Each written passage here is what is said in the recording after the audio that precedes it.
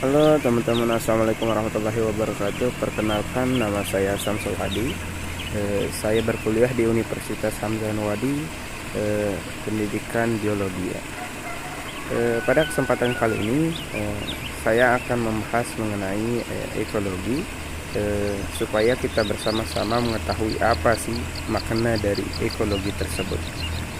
Oke, sebelum kita lanjut ke materi, untuk teman-teman, jangan lupa subscribe.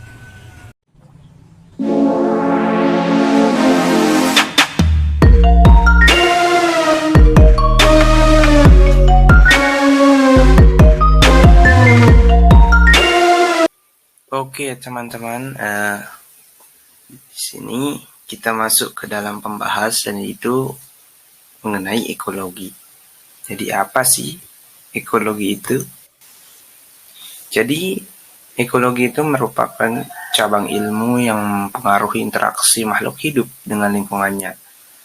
Jadi ekologi itu juga berasal dari bahasa Yunani, yaitu eikos yang berarti rumah atau tempat tinggal, dan logos yang berarti ilmu.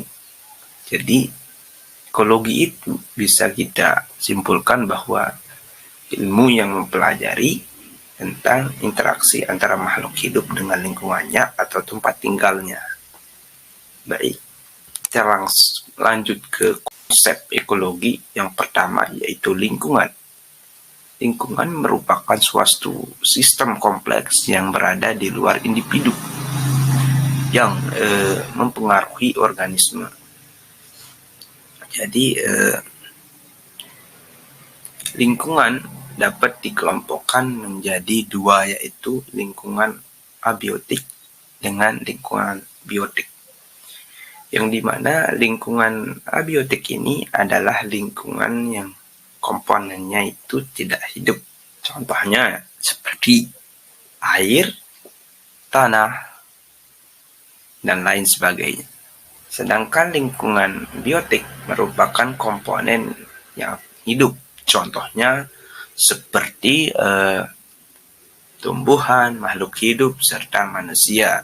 Nah, itu merupakan komponen, dua jenis komponen atau lingkungan ya, lingkungan abiotik dengan lingkungan biotik.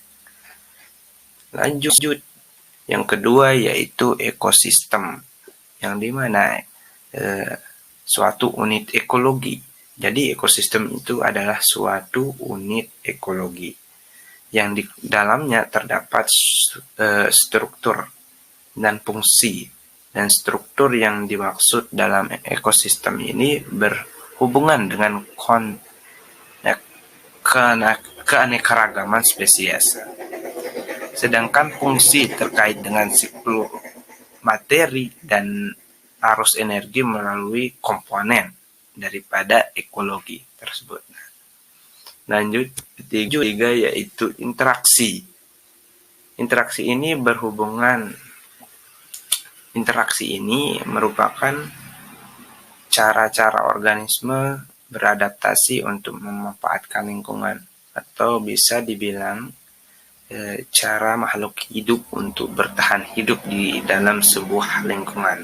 Jadi makhluk hidup itu berinteraksi atau bertahan hidup dengan cara berinteraksi dengan lingkungannya, maupun cara berinteraksinya itu untuk mencari materi atau energi yang dimana materi dan energi itu dicari di dalam lingkungan tersebut, mau lingkungan yang biotik atau abiotik gitu. Lanjut ke selanjutnya yaitu suksesi. Suksesi ini merupakan perubahan dalam komunitas yang terjadi sebagai akibat dari modifikasi ya. Akibat dari modifikasi lingkungan berlangsung lambat, teratur dan terarah menuju kestabilan disebut dengan suksesi ya.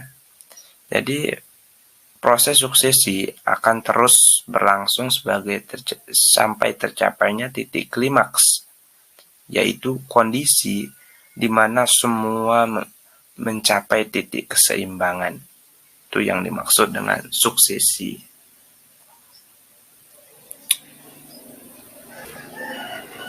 Suksesi ini dibagi menjadi dua, yaitu suksesi primer dan suksesi sekunder, yang dimana suksesi primer ini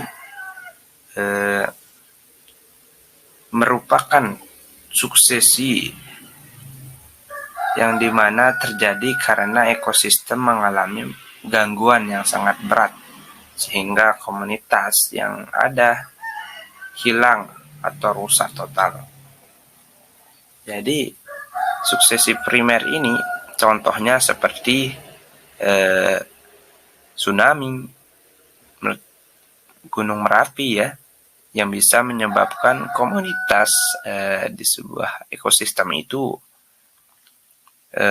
rusak total ya, tidak ada yang tersisa. Sedangkan suksesi sekunder merupakan suksesi terjadi pada ekosistem ya, yang mengalami kerusakan tapi tidak total, masih ada sisanya, masih ada yang tersisa. Contohnya seperti banjir dan longsor ya, yang dimana dengan diakibatkannya banjir,